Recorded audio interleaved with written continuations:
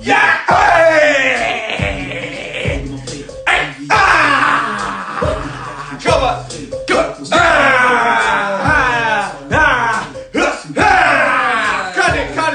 Cut it!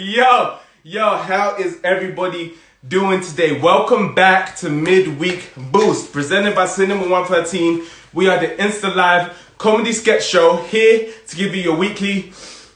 We want to make sure you're doing good. I know this period of isolation is difficult. It can be long, but hey, we're in this together. So I'm here to give you your boost. I'm your host, David Ajayi. I always be breathless when I be getting to this part, but it's cool. I just need to do my cardio a little bit more, and we gonna get it. We gonna get a little more cardio. I'm your host, David Ajayi. Thank you so much for tuning in. Now, a little bit about me. I'm aware that the isolation period, it's becoming less and less, and eventually we're gonna have to return to life as it were. Now, I have some concerns, just a couple concerns. First of all, I guess my main thing is probably I'm not too sure that I'm fully ready to do people yet. You know, I've gone so long without people, and it's been quite nice not having to do people, but I'm aware that eventually people will return. So, hey, people, I'm ready for you, but not yet. So keep your distance, your social distance, because I ain't that ready just yet. But I think another thing I'm really concerned about, and listen, don't misinterpret, man, when I say this here. Don't misinterpret, man.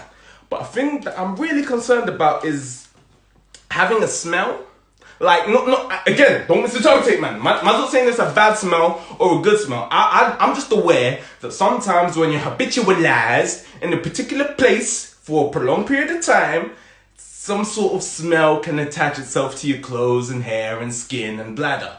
And I don't want to be the guy who is like, okay, I want my friends to be chilling, and I'm like 5 minutes away, and they're like, oh, where David at? And they're like, man, he called me 5 minutes away. I want to be that guy. I really hate being aware of the fact that I have a smell, particularly a bad smell. There have been 2 times in my life where I've known I've had a bad smell. I smelled funky. The first time was in high school. Now, what had happened was, basically, I was a bit of a late bloomer.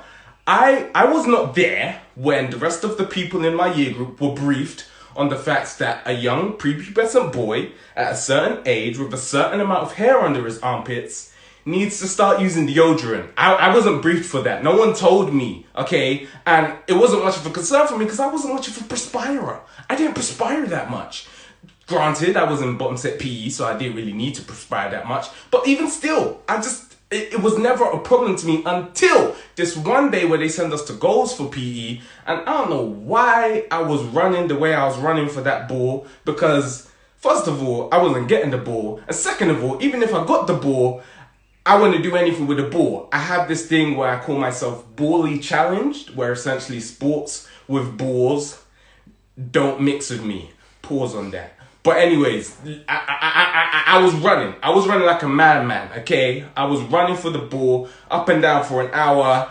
Lo and behold, an hour later, I'm soaking in sweat. And like, this is a different kind of sweat, because usually after a PE lesson, I can run to the tap, douche a little bit of tap water on my neck, and I'm good. That's that older toilet, do you know what I mean? But this time around, I knew something was wrong. But I was like, cool, it's just a 20-minute bus home. All I need to do is catch this bus, and I'll be home. I'm on the bus with my friends. They knew something was wrong. I think even the bus driver knew something was wrong, because we must have hit a corner and like we swerved a bit. I'm pretty sure he might have passed out because of the smell. It was that bad. And I was aware of it, but I was still like, no, it's cool, gonna make it home, gonna get through this.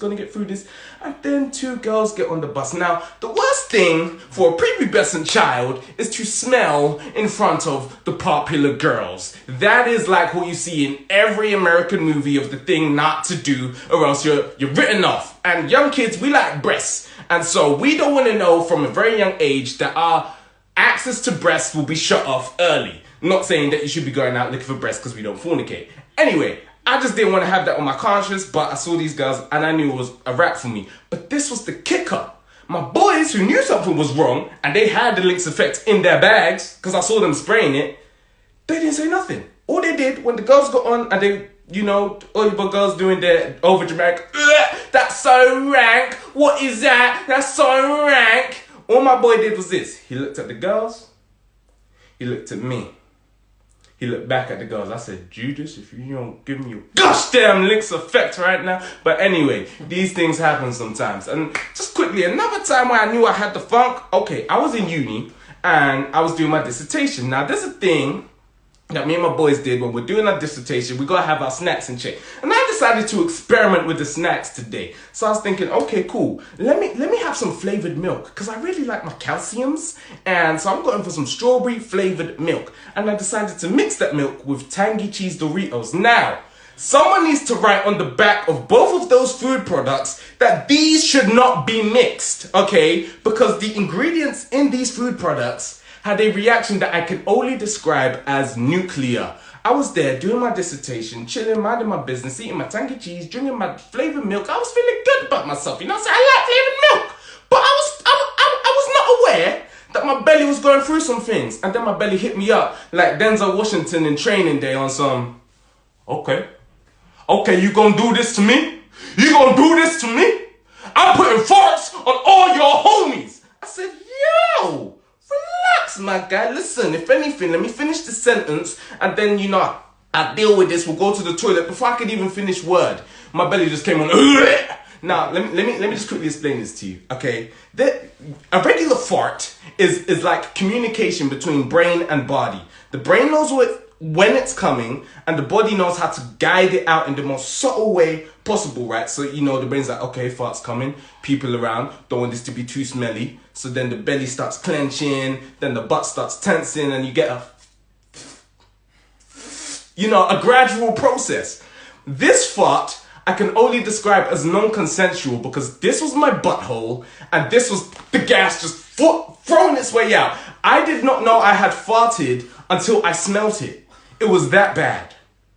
Anyway, enough with the fart jokes. We got a great show for you guys tonight. Daniel Ajayi is performing, so stay tuned because it's going crazy.